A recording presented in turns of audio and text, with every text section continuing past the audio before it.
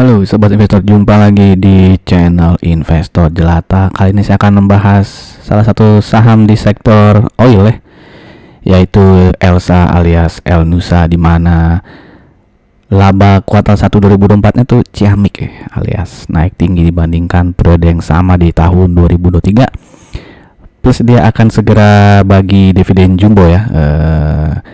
Nanti kita bahas berapa dividennya, dan akan saya update ya berita-berita mungkin yang terkait dengan El Nusa 3-6 bulan belakangan ini gitu ya. Nah, sebelum kita mulai, saya ingin menginformasikan beberapa video yang sudah diupload di channel ini ya. Yang terbaru adalah mengenai Demas ya, yang akan segera belum bagi dividen ya, di RUPS dulu, akan segera RUPS ya.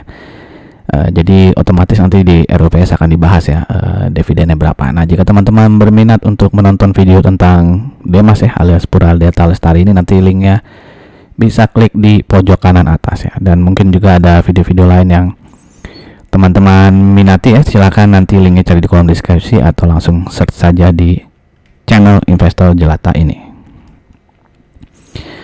Oke, teman-teman pasti sudah banyak yang tahu ya El Nusa itu bergerak di bidang apa, tapi mungkin ada yang belum tahu. Jadi di sini El Nusa itu ada 3 sektor bisnis ya, yaitu oil and gas upstream service ya. Jadi ini di hulunya, lalu dia di hilirnya juga sebagai distributor ya, dan juga logistik services. Pas dia ada support services ya, seperti data management ya, fabrikasi, manufaktur, dan lain-lain ya. Dan mayoritas saham ini dipegang oleh PHE ya, alias Pertamina Hulu Energi ya, sebesar 51,1%. Sisanya oleh publik ya. Dan PHE ini sudah pasti dipegang sahamnya mayoritasnya oleh PT Pertamina. Oke, ini sebenarnya berita Desember 2003 ya.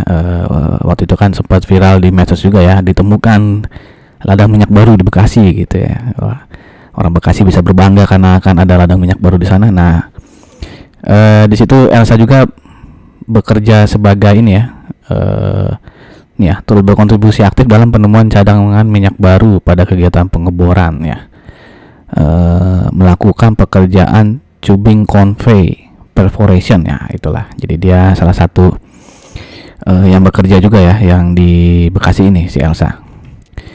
Lalu di bulan Februari ya, di mana Elsa juga berencana untuk masuk ke bisnis carbon capture ya, carbon capture and storage ya.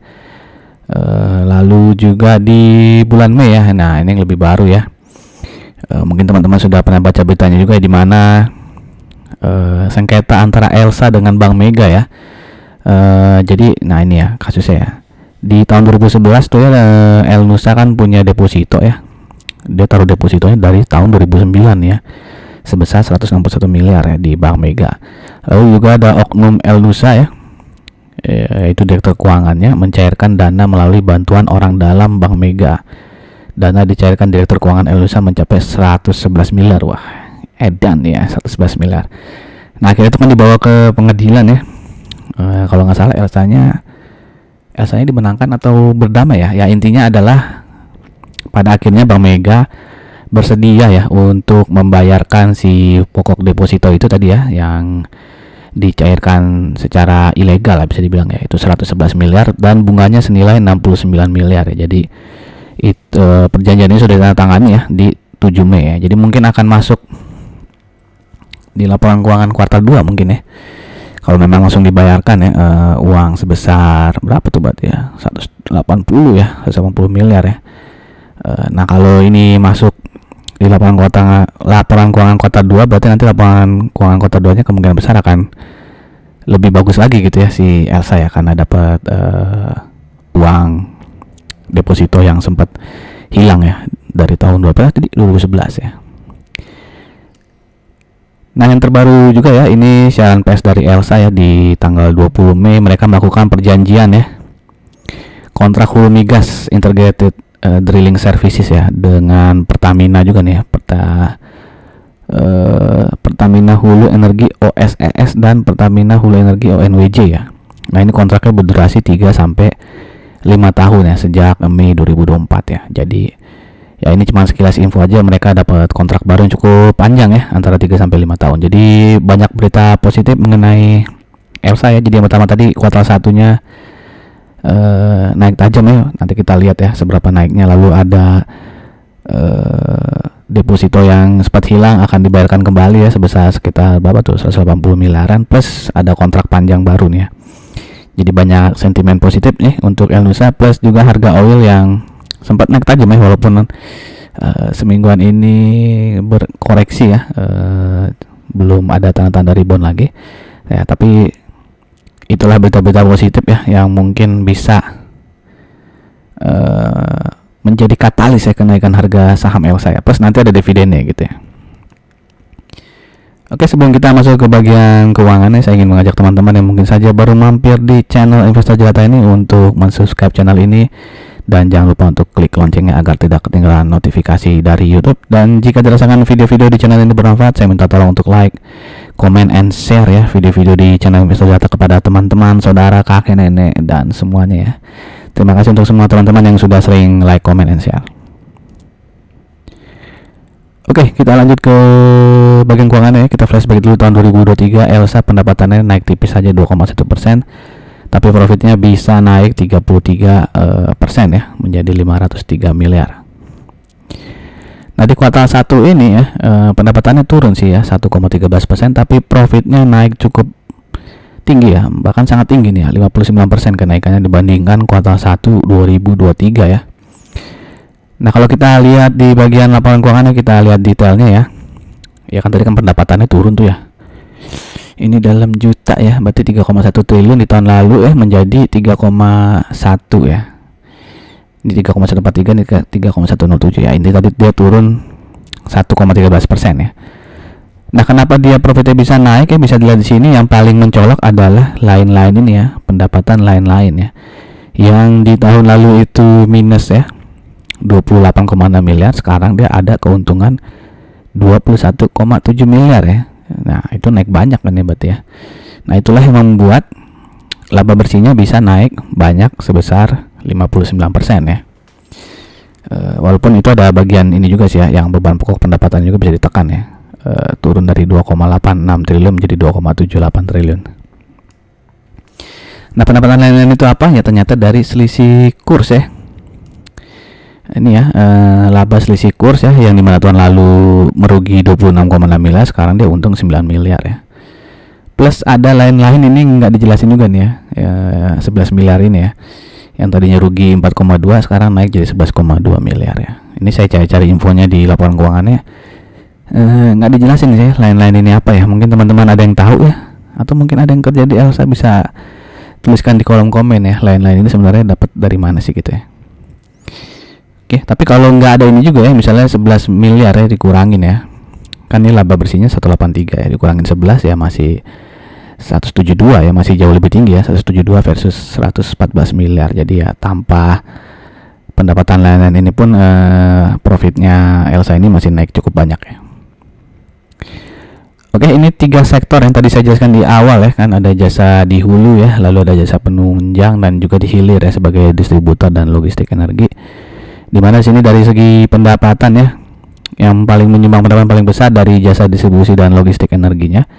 Begitupun dari laba bersihnya, ini kan yang paling bawah ya, laba bersih juga yang paling besar menyumbang adalah dari sektor jasa distribusi dan logistik energi ya. Yang kedua baru jasa di hulu ya, jasa hulu migas, yang terakhir jasa penunjang migas ya. Nah, ini yang di kanan ini dari kuartal 1 2023 ya. Jadi profit dari semua sektor tuh naik ya. Turun di sini. Ya, yang ini turun ya. Jasa penunjang migas turun ya, dari 20,1 miliar turun menjadi 15,9 miliar. Kalau jasa distribusinya kan naik ya, dari 70 miliar jadi 92 miliar, dan jasa hulu migas itu naik yang paling besar ya, dari 24,7 miliar menjadi 74 miliar ya. Itu 3 kalinya ya. Ya, 3 kali lipat naik ya yang jasa hulu migas ya. Oke, sekarang kita bandingkan Elsa ya dengan rekan-rekannya yang di minyak maupun di gas ya, Medco, Pegas, dan juga Raja ya, dimana earning per share di sini Elsa 100,36 ya. Ini earning per share yang disetahunkan ya, jadi kuartal 1 lalu disetahunkan ya, dikali 4. Bisa dilihat di sini yang paling besar adalah perusahaan gas ya, Pegas ya. Untuk PR sendiri Elsa yang paling kecil ya, 4,38.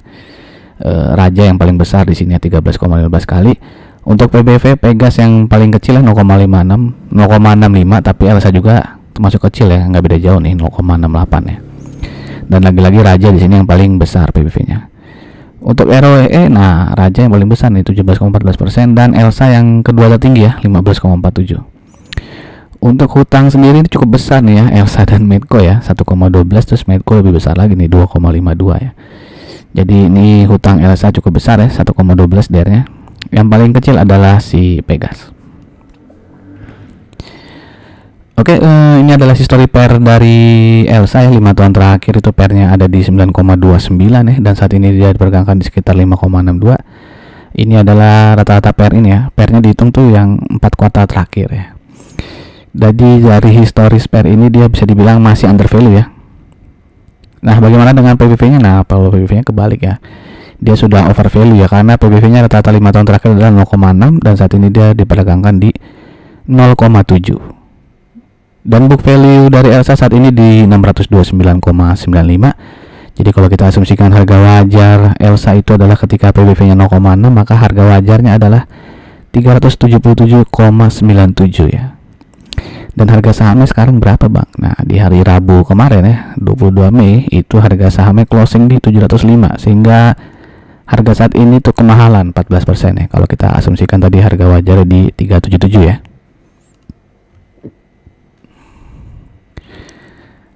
Nah, ini adalah chart dari Elsa ya, dia all time high-nya tuh di 740 ya, mungkin ya 740 di sini ya. Udah lama sekali, tahun 2014. Dan saat ini dia sebenarnya naik cukup banyak ya di 1 bulan 2 bulan terakhir ini ya. Dengan kita deketin dulu lah. Nah, ini ya. Support terdekatnya adalah di 422 dengan resisten terdekatnya di 456. Jadi kalau 456 ini bisa ditembus, berarti resisten berikutnya adalah di 498 ya. 498 itu harga di tahun 2021 ya, jadi cukup lama nih.